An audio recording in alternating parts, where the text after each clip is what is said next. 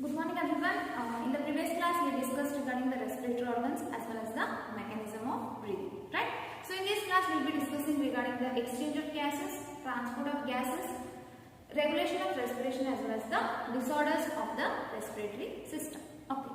So exchange of gases means in the first class I had said you that the cells are going to require, that is the organisms are going to utilize the oxygen for the breakdown of the nutrient molecule so that they can derive the energy for performing the various activities. In turn, these catabolic reactions are going to produce the harmful gas, that is the carbon dioxide, which has to be given out. Okay, so here the exchange of gases is oxygen as well as the carbon dioxide. So the primary site for the exchange of the gases is the alveoli, right? So other than the alveoli, the exchange of gases also takes place between the blood as well as the body tissues, right? So how does this exchange of gases is possible? So it is possible mainly due to the change or difference in the pressure gradient, or which we can call it as a partial pressure.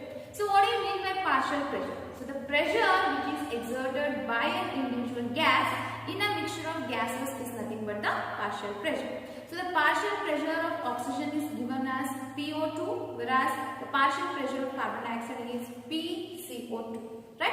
So due to the differences in the partial pressure, so it is going to lead to the exchange of the gases between the alveoli and the blood and the body tissues. So the exchange of gases between the alveoli and the blood is termed as external respiration, whereas the exchange of gases between the body and between the body tissues and the blood is nothing but the internal respiration. Okay. So now we'll see what are the various differences between the partial pressure of the oxygen and carbon dioxide, which is going to help in the exchange of gases.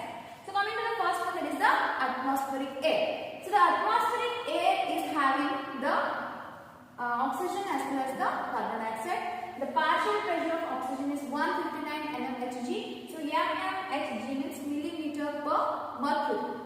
So here carbon dioxide, the partial pressure of carbon dioxide is 0.3 mmHg.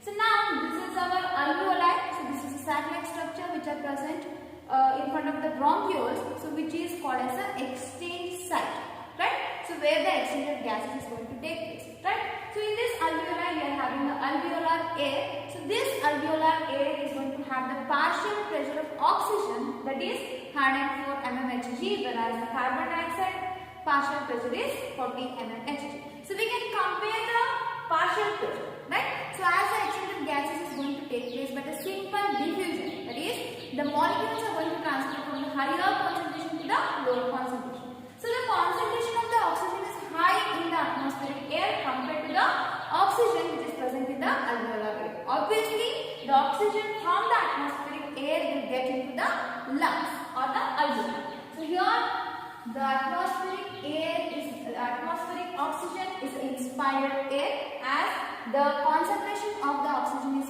higher in the atmospheric air compared to the alveolar air. So now if you compare the carbon dioxide, that is the partial pressure of carbon dioxide in both the cases, so we can see that the partial pressure of carbon dioxide is much lesser in case of the atmospheric air, which is only 0.3 mmHg, whereas the partial pressure of carbon dioxide in the alveolar air is 40 mmHg. So obviously the concentration is high in case of the alveolar air, hence the carbon dioxide which is present in the alveolar air is going to come out. That is an expired air is nothing but the carbon dioxide. So now in the alveoli we are having the oxygen as well as the carbon dioxide, which is having the partial pressure, that is 104 mmHg in case of oxygen, whereas 40 mmHg in case of the carbon dioxide. So now what happens is this alveolar air or the oxygen which is present in the lungs has to be sent to the heart. So now this oxygenated blood is carried, or the oxygen from the alveolar air is given to this pulmonary veins. So the pulmonary veins are the ones which are going to transport the oxygenated blood from the lungs to the heart. So that is the left auricle. So the pulmonary veins are going to bring this oxygenated blood to the left auricle. From the left auricle it goes to the left ventricle. From the left ventricle the oxygenated blood is transported to all the body tissues, right? So here the systematic arteries are going to carry this oxygenated blood from the heart to all parts of the body, right? So here we can see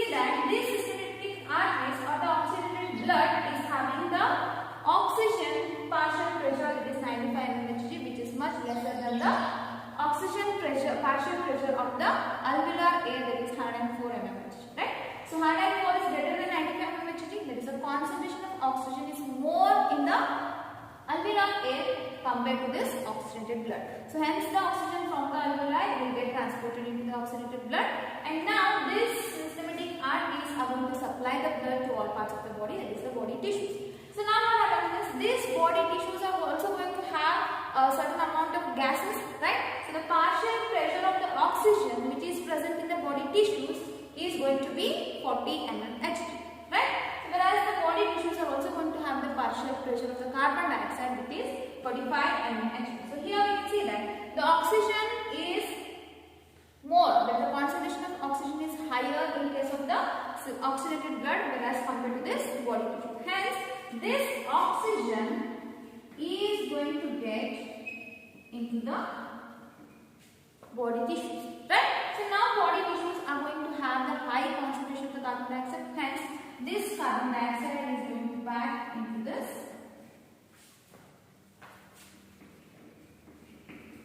So the body tissues are going to give off the carbon dioxide because they are having a high concentration of carbon dioxide, right? So due to the diffusion, it is obviously the body tissues are going to give back the carbon dioxide, whereas they are going to take in the oxygen, as the concentration of the partial pressure of oxygen is less in the body tissues compared to the oxygenated blood. So now the blood which is going to carry this carbon dioxide is called as a deoxygenated blood, and this deoxygenated blood is carried by the systematic veins. So these systematic veins are going to have the blood of which the partial pressure of oxygen is 40 mmHg and the partial pressure of carbon dioxide is 45 mmHg. So here the systematic veins are going to carry the deoxygenated blood from the body tissues to the right auricle. From the right auricle, the deoxygenated blood enters into the right ventricle, and from the right ventricle, this deoxygenated blood is carried with the help of the pulmonary artery to the lungs, right? So pulmonary artery, they are going to carry the deoxygenated blood from the heart to the lungs, and the pulmonary veins, they are going to carry the oxygenated blood from the lungs to the heart, right? So systematic arteries, they are going to carry the oxygenated blood from the heart to all the parts of the body, and the systematic veins, they are going to collect the deoxygenated blood from the body tissues and they are going to give back to the heart. So here we can see that due to the change in the rate of the partial pressure, so there is the exchange of the gases which is going to take place between the alveoli and the lungs, right? So alveoli and the blood, right? So this is alveoli and this is the blood, and again blood and the body tissues, right? So this is how the exchange of gases takes place based upon the simple diffusion, that is due to the pressure gradient or the partial pressure, right? So these are the various changes in the partial pressure of the atmospheric air, alveolar air, and the gases present in the oxygenated blood, gases present in the body tissues, as well as the gases present in the systematic veins, right? So now let us study the next topic, that is the transport of gases.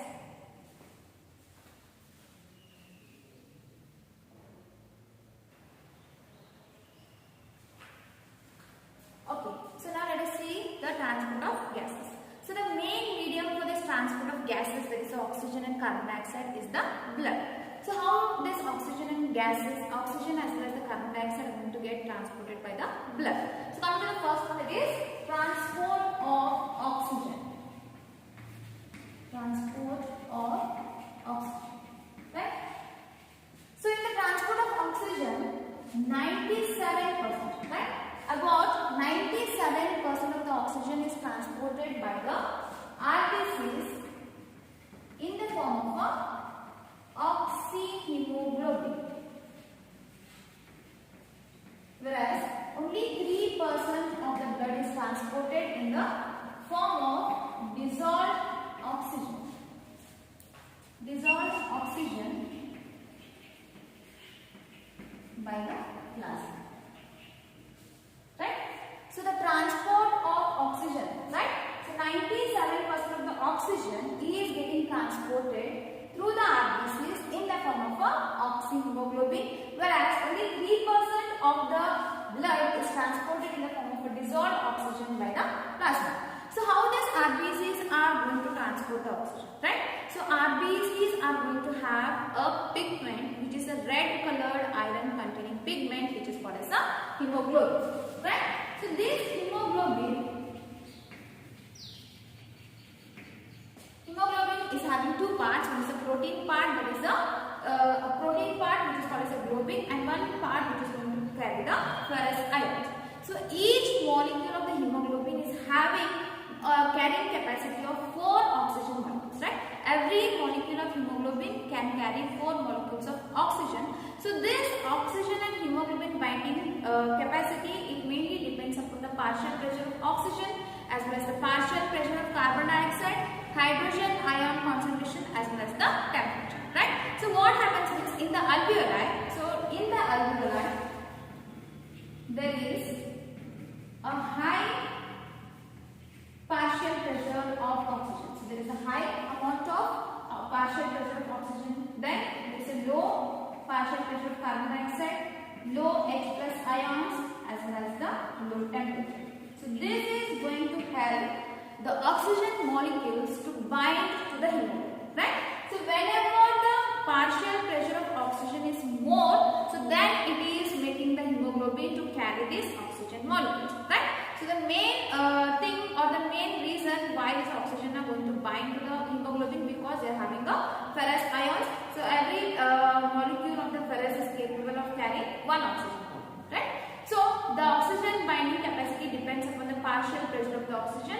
Along with the partial pressure of oxygen, it also depends upon the partial pressure of carbon dioxide, temperature as well as the hydrogen ion concentrations, right?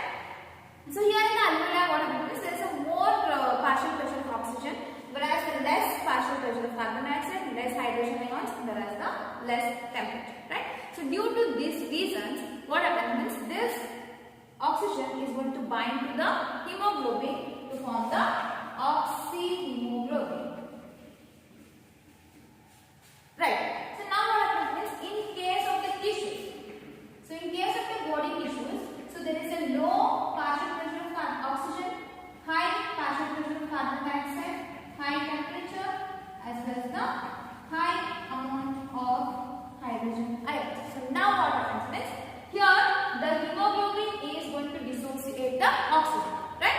So here the oxygen is going to bind to the hemoglobin to form the oxyhemoglobin because the partial pressure of oxygen is high, whereas in the tissues the partial pressure of oxygen is less, hence they are going to dissociate, means it is going to get detached from the hemoglobin and that oxygen is utilized by the body tissues. So this is how the oxygen is carried. It is 97% of the oxygen is carried by the RBCs or the hemoglobin. So then 3% of the oxygen is carried in the form of a dissolved oxygen through the help of the plasma, right? So we are also going to get the sigmoid curve. So if you are going to plot the graph against the percentage of the oxygen with the with opposite, that is in the y-axis we take oxygen and the saturation curve we are going to get, right?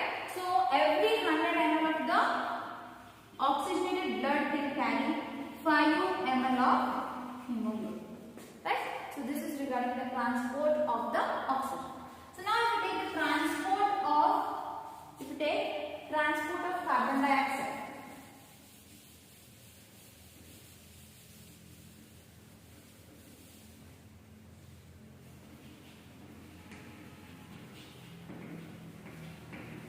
So in case of the carbon dioxide, 20 to 25% of carbon dioxide is transmitted by the RBCs in the form of a carbaminohemoglobin.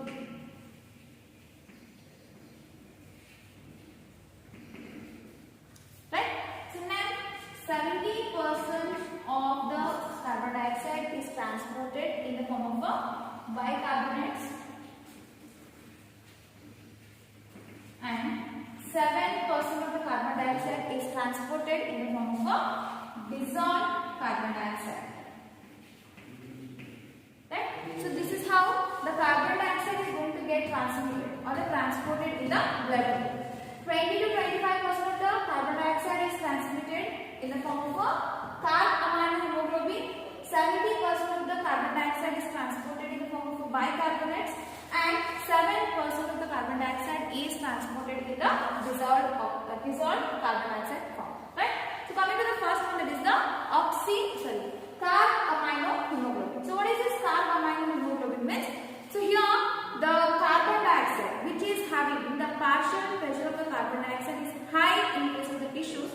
Hence, the carbon dioxide is going to form a bond or it is going to bind to the hemoglobin. So then in the alveolar region, the concentration or the partial pressure of carbon dioxide will be less. So here it is going to get dissociated, right? So the binding of the carbon dioxide with the hemoglobin is going to result in the carb-amino-hemoglobin, right? So that is carbon dioxide plus hemoglobin is going to form a carb-amino-hemoglobin. So only 20 to 25% of the carbon dioxide is transported in this form, right? So the second thing what happens is that is bicarbonates. In the RBCs there are large number of the enzymes which are called as carbonic anhydrase, right? So what happens means whenever the carbon dioxide enters into the RBCs, so they are going to get reacted with the water. So they are going to get reacted with water and then they are going to get converted into carbonic acid. So in the presence of carbonic anhydrase enzyme, so the carbon dioxide is getting reacted with water to form a carbonic acid, right? So this carbonic acid, again in the presence of carbonic anhydrase, is getting converted into bicarbonate. About 70% of the carbon dioxide is transported in the form of this bicarbonates, especially the bicarbonates of the sodium as well as the potassium, right? So carbon dioxide is going to react with the water in presence of the carbonic anhydrase, the enzyme which are present in the RBCs. They are going to result in the formation of the carbonic acid. So this carbonic acid, again in the presence of the carbonic anhydrase, it is going to get diffused into the bicarbonates as well as the hydrogen ions, right? So this is the second form of carbon dioxide. And third thing is that 7% of the carbon dioxide is going to get transported in the form of a dissolved carbon dioxide, right? So this is how the transport of the carbon dioxide takes place. So in the transport of oxygen, that is 97% of the oxygen is carried by the hemoglobin which is present in the RBCs, and only 3% of the oxygen is carried in the form of a dissolved oxygen. So whereas in the transport of carbon dioxide, 20 to 25% is carried in the form of a carb-amino-hemoglobin, 70% of the carbon dioxide is carried in the form of a bicarbonates, and as well as only 7% of the carbon dioxide is carried in the form of a dissolved carbon dioxide. Okay, so this is regarding the transport of gases. So now coming to the next one, that is the regulation of respiration.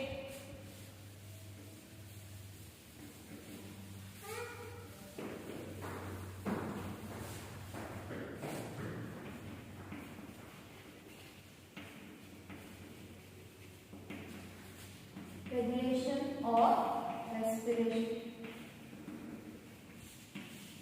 So the regulation of respiration is done by a specialized center, so which is present in the medulla region of the brain, and it is called as a respiratory rhythm center, right? So the first one is called as a respiratory rhythm center.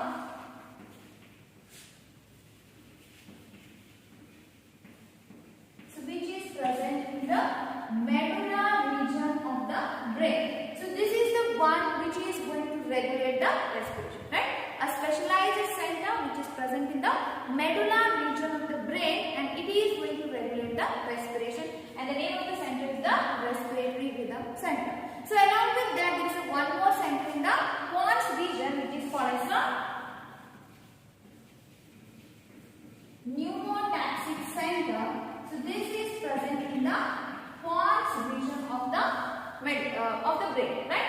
So the one center is present in the medulla region of the brain, and the other center is present in the pons region of the brain. So both the centers are present in the brain. One is present in the medulla region, so which is the main or the primary or the specialized center which is going to regulate the respiration. Whereas the functions of this respiratory rhythm center are going to get regulated or moderated by this pneumotaxic center which is present in the pons region of the brain. So this is regarding the regulation of the respiration. So now coming to the last topic of this chapter, that is the disorders of respiratory system.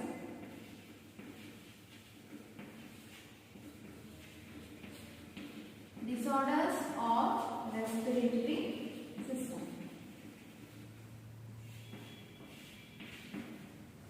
So what are the main disorders which are caused to the respiratory system? The first one is the asthma. Right? So asthma is caused mainly due to the inflammation of the bronchi or the bronchioles. Right? So the inflammation which is caused due to the inflammation which is caused to the bronchi or the bronchioles. So this is going to cause a difficulty in the breathing, and that is nothing but the asthma. So second one is the emphysema.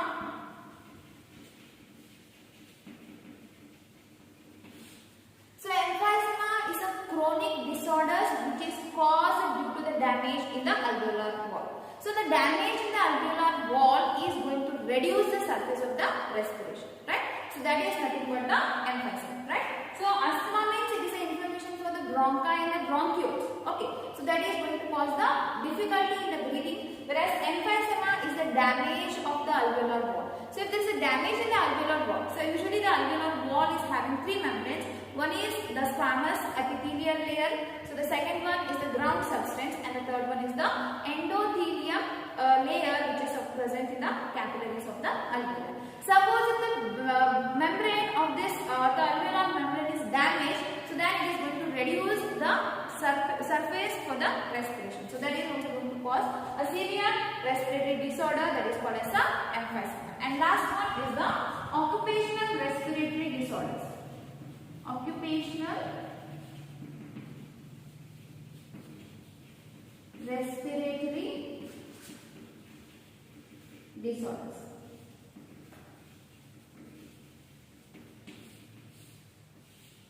So what are these occupational respiratory disorders? Means the industries such as the stone breaking or the grinding or the polishing. So here what happens means they are going to produce a large number of dust particles, right? So our defense mechanism is not capable of attacking such large amount of dust particles, and hence it is going to result in the fibrosis. So this fibrosis is going to damage our lungs, and this is mainly due to the dust particles which are present in the grinding industries or the polishing industries or the stone breaking industries. So for this we have to avoid, or we can avoid it by wearing a protective mask, right? So in the asthma, so it is due to the inflammation in the bronchi and bronchioles. Here emphysema, it is mainly caused due to the smoking also. If there is a heavy cigarette smoking, so it is also going to lead to the emphysema because it is going to damage the alveolar walls. And the last one is the occupational respiratory disorders.